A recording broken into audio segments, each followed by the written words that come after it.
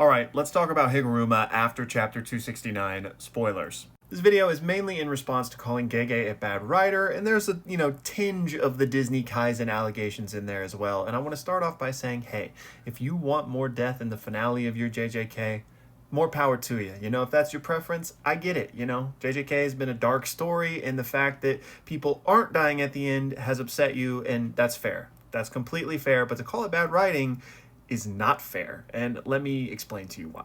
Alright, so first of all, Sukuna was absolutely toying with Higuruma the entire time, and I think this was abundantly clear, but just in case it wasn't, here we have him literally taunting him saying, hey, you better learn RCT right now or you're done for. Sukuna is literally playing with his food. Gege then explicitly spells this out for us with Higuruma literally saying this. Sukuna was just playing around. He was capable of killing me whenever he wanted. And then on top of that, the moment Higuruma goes down, he is immediately retrieved by the rescue squad. So Higuruma's fate was completely ambiguous. We didn't know for sure that he was gone, so this wasn't like a complete fake out in the sense where like all of the characters had acknowledged that Higuruma had died, and then Gege pulls, like the curtain out from under us, and it's like, hey, no, just kidding, he's alive in 269. No, this was always a possibility, right? And this doesn't strip Sukuna of any of his aura, which I know some people have been saying that. Like, some are memeing, but some are serious, saying that like Sukuna couldn't even kill anybody. Well, again, Sukuna was completely toying with him here. If Sukuna wanted Higuruma dead, he would have been dead. And in fact, it's right after this Higuruma scene that Sukuna just completely like zones out mid-combat. You gotta remember that this is also the man that smiled when Maki stabbed him through the heart. We even had Uruume tell Hikari that, yeah, he's not taking them seriously yet. I can tell by his cursed energy. And it's at this point when he gets pissed off at Yuji because Yuji's ideals are matching in strength to his own that he's like, all right, you know what? I'm just gonna take all of y'all out and then I'm gonna start the merger. Let's see how you like this. And I wouldn't even say that Sukuna starts taking things 100% seriously at this moment either, but the point is Higuruma kind of skirted in under the radar before Sukuna was like, okay, it's time to end all of you. So the fact that Higuruma survived, again, it's not a surprise. I'm not saying he couldn't have died. It was left ambiguous.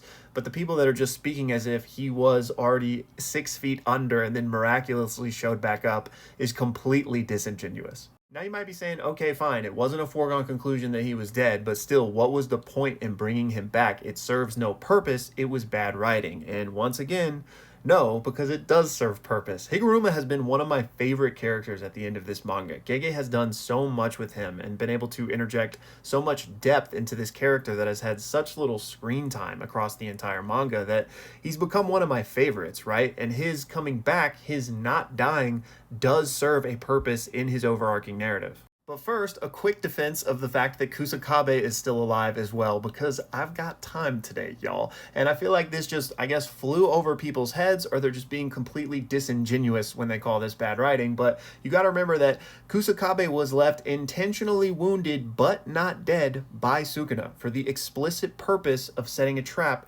for Uiui, who had been a thorn in his side for the entire battle because he keeps swooping in and saving people. So Sukuna said, all right, I'm about to take out this little brat, thus the Kusakabe trap. But Miguel obviously swoops in and saves Uiui, and LaRue ends up saving Kusakabe.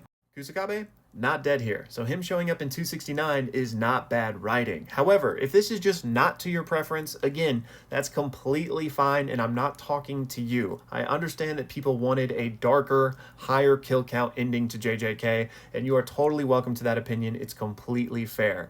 I'm only speaking to the people that just trash on Gege's writing, saying that it doesn't make sense and it's just bad Disney Kaizen, right? Again, the fact that set things up and, people do survive, you can call that Disney Kaizen if you want to, but the fact remains it wasn't bad writing. All of the requisite setup was in place for it to make sense. All right, back to Higuruma, and I'm going to assume you guys have like a basic grasp of his narrative arc, but to give you like the speed run analysis version, we are introduced to this character and he is completely disillusioned, right? He is both soaking and sulking in this bathtub when Yuji finds him. But come to find out through flashbacks that he is a genius lawyer, right? One of the best, a prodigy, and he's not a prosecutor, which would have been the easy path for him to take. No, he's a defense attorney. He is the one representing the people that nobody wants to represent, because in Japan, they have a 99.9% prosecution rate. Basically, every trial is either going to get settled or they're going to lose, right? So for somebody of his talent to take on that position and to represent the weak, quote unquote, not physically, but weak and downtrodden in this system is very honorable of him, right? And he takes on this quite honestly losing battle because the system again is kind of rigged and morally gray in how it's utilized to get these 99.9% convictions, often settled out of court. But even when they actually do go to trial, a lot of the times it's not fair. And we see that in his flashbacks and representations of the cases we see him take. We have to see him look these people in the eye who he promised to fight for, get called guilty anyway and have to go to prison for the rest of their lives. And they blame him.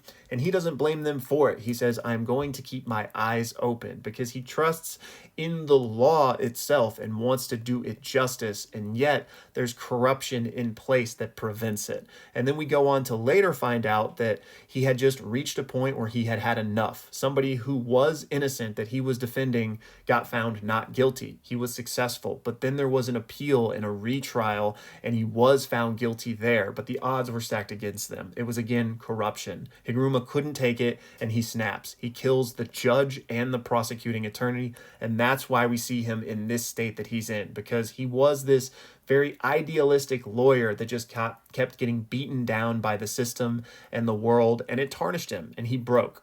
And in this first conflict with Yuji, this all just really comes to a head because Higuruma says that, empathizing with someone's heart means you understand them. And he had to do that when he was representing these people who had been accused, right? Saying a victim's flaw or an assailant's flaw day after day after day of having to deal with it and seeing these things happen. He eventually got sick and tired of it, and it became hideous to him. And he came to think that way whenever he approached somebody. And now you're no exception, Itadori. After snapping and having killed that judge and prosecutor, Higuruma basically believes that it's just darkness. The darkness lying before your eyes is nothing more than darkness. Even if you ignite a light, even if you are idealistic and try to change things, a brilliant void will once again be sprawled out ahead of you. So even if you try to be a light, that's just going to get snuffed out. But then we have a moment where Yuji really surprises Higuruma and kind of shakes him out of his nihilism, if but for a second, because Yuji confesses to all of the deaths in Shibuya, saying, yeah, I won't deny it, it was me, I'm guilty. And yet Higuruma knows Yuji isn't guilty. It was Sukuna that did that.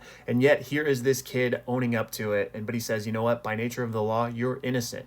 You had no control over that. And so that's why Higuruma drops the fight, and you guys know how the story played out, but that moment really shook Higuruma. Yuji was a light that kind of sparked within him for a moment, and so he spares him. But he says, I'd likely end up hating myself even more if I were to stay by your side, because Yuji represents what Higuruma used to be, right? This kind-hearted, empathetic boy that is fighting for the light, to put it very generally, right? And Higuruma, since he snapped and let the darkness overtake him, can't bear to look at Yuji because he's no longer that. He failed where Yuji is still fighting the good fight.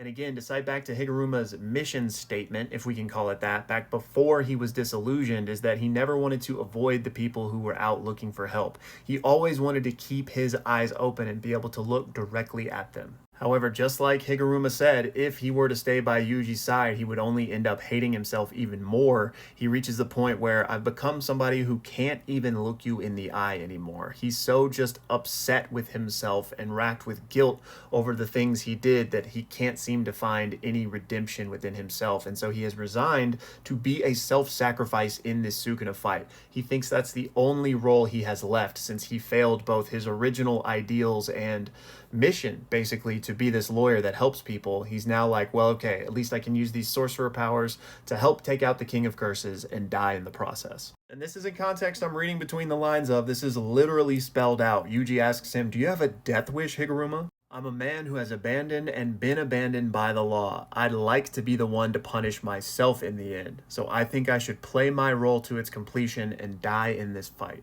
Yuji tells him that he understands, he gets where he's coming from because he feels similar, as this is something he's wrestled with for the entire manga, right? His role to die as Sukuna's vessel. And yet he says, but I don't know, I wonder if you should go back. Higuruma and Yuji represent two sides of this coin. Yuji, who's somebody whose ideals and optimism has persevered through, and Higuruma as somebody who's just been completely broken. And this continues all the way through the Sukuna fight for Higuruma. We see that these thoughts even go through his head at the end. I think I should play my role to completion and die in this fight. I mean, we even see him with a smile on his face because he thinks he has fulfilled his role here, and he is happy that he is dying because of it, because it's going to be a release from the way that he feels, the way that he cannot even look at himself or others anymore. At least he will be escaping that through death.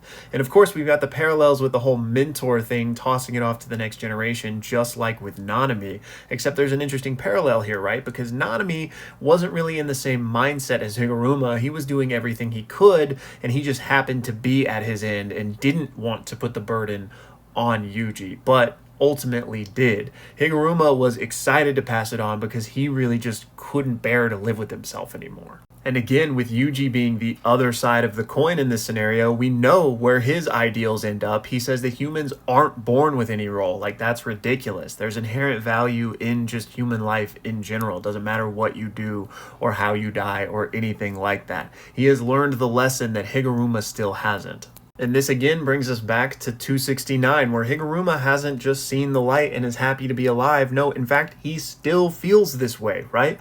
Kusakabe says, wow, it's so impressive that a sorcerer for only 2 months has been able to accomplish all this and walk out the other side of a Sukuna fight still alive.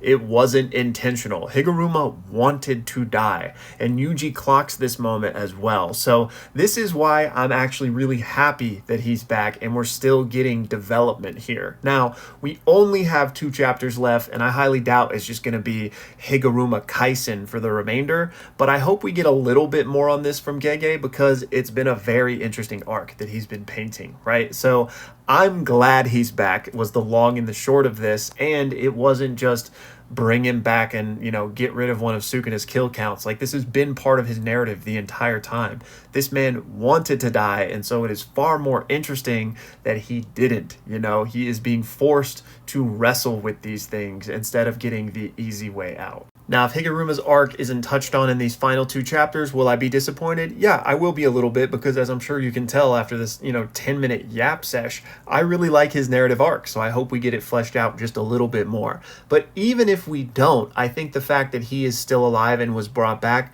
has served its purpose. We know that Higuruma will be forced to wrestle with this, as he was not able to just take the easy way out to become a martyr, right? Now, whether Gege spends, 15 pages explaining that or not, it's up to him. But I think just the fact that we know that that is going to happen in the, hypothetical continuation of this series, I find very interesting. Especially if Higuruma can kind of come out the other side of it. I think he is in a prime position to help shape Jujutsu society in general moving forward as both a prodigy of sorcery and the law. Anyways, y'all, I'm going to stop yapping and rambling now. I'm going to get off my soapbox. But again, I just want to say that this rant was not directed at anybody who this wasn't their preference. I totally get that. Again, everyone is entitled to their opinion. I have no issues with if you just didn't like this. Where I get the issues is where people, especially in my comments, come and tell me that Gege is a bad writer and this is trash and it's just cope because I enjoyed it. No, like, I am welcome to enjoy something